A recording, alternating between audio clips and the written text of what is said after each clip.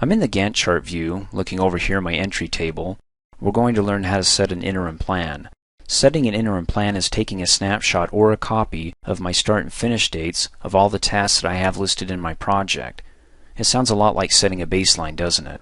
Well, I'm going to go over the differences between the two, a baseline and setting an interim plan, by first coming up here, clicking on the project menu, going down to project information, clicking statistics, and as you recall my level 1 training video when it comes to setting a baseline, that'll take a copy of all these fields here, the start, the finish dates, duration, work, and costs.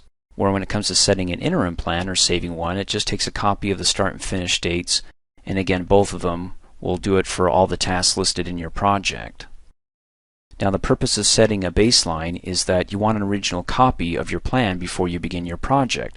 So once your project has begun, and you've got your tasks that are slipping or they're starting earlier or delayed and so on, you have something to compare against an original plan or again your baseline plan. Now setting an interim plan you'll set after your project has begun.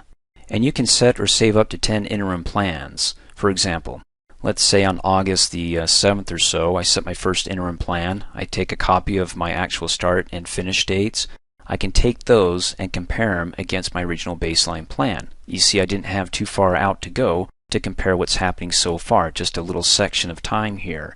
I can go out and set a second interim plan here, 3rd, 4th, and 5th, again up to 10, and I can actually compare not only against the original plans to the baseline, but the differences between those interim plans or between those different points in time. See if this makes sense. If I just have my original baseline, no interim plans to divide up or section out the start and finish dates to really analyze the differences between certain points in time, and I just have my project end date, let's say my project baseline end date was supposed to finish September the 22nd, and let's say it got delayed 2 or 3 months.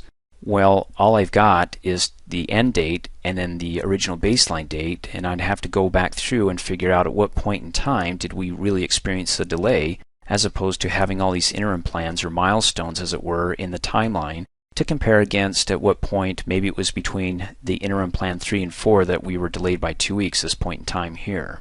So it's really good at helping me dissect at the different points in time any delays, or better yet, any advances or any tasks that were finished earlier that helped get our project to finish early as well. Now you don't need to set a baseline in order to set your interim plans, but to me it only makes sense to set your baseline before you begin your project, because your interim plans, well, I compare them against my baseline, what my original plan was, but again you don't need to do that.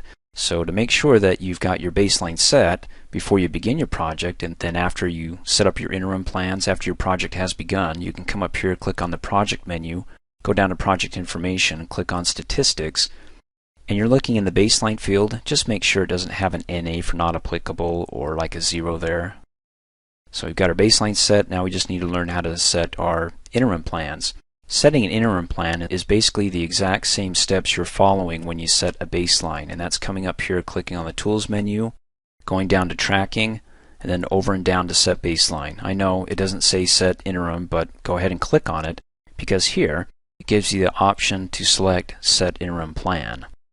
Okay, our interim plan, what it wants to do is it wants to copy the start and finish dates, the actuals, back into our first interim plan. So in other words, this point in time, we've entered in, or we completed some of the tasks, right? And some of them finished earlier, some have finished later. We're taking a copy of the actuals, those two start and finish fields, and copying them into our interim plan here, and it's for the entire project. And notice it doesn't say interim start 1 or interim finish 1. Just know that these are the fields you're going to pull in when you want to be able to compare your interim start dates and finish dates against your baseline dates. And we'll learn that in the next training video, but right now we just want to basically learn how to set our first interim plan. If you don't do anything, just leave it like it is. Go ahead and click OK. Your first interim plan has been saved. Now let's go a little bit beyond that. So we've set our first interim plan, which is a copy of our original start and finish dates as you see them here in the Gantt chart. Let's change this up. I want to go ahead and complete a few tasks and maybe mark a few and maybe set a few tasks that have been delayed or finished earlier. In other words, I want to set a second interim plan and show you how to do a second, a third, and fourth, and so on. So to make some changes in my project, let's pretend it's tomorrow and we'll get more actuals back. I want to come up here in the View menu go down to Table Entry and change it from the entry table to my tracking table, because here, as you recall in a previous training video, we can go ahead and update our tasks as being complete. So I'm going to come in here and say instead of 50%, you're now 100% complete, but we just found out that even though you're completed, the writer of the task came back and said, you know, actually I started later. Instead of the 11th, we started on the 12th. Okay, let's go to the next task and mark it 100% complete. And let's say that those are the only changes there. And you can see all the highlighted cells that have been affected by the change I made here. Let's go ahead and click Save. Be sure you click Save before you save your interim plans, okay? Obviously that would make sense, because if you didn't save your work before you saved an interim plan, you're saving something prior to your change. So click Save. Those are the couple of changes that we've made. Come up here and let's save our second interim plan, Tools, to Tracking. Again, it looks like we're setting a baseline, but we're not. We're going to select Interim Plan, and we're going to change the Into from our first interim plan, which is our start and finish dates 1, to our second start and finish dates 2. And we're still copying from our original or actual fields, our actuals of start and finish. We're not going to change this to, we could, start and finish 1, but that's not going to make sense, because all we're doing is we're copying from the interim plan 1 to interim plan 2, interim plan 2 to interim plan 3. No. You always want to leave your copy here from the actuals fields, okay? And just saving this at a second interim plan and then clicking OK. And of course, just go back and keep doing the same thing.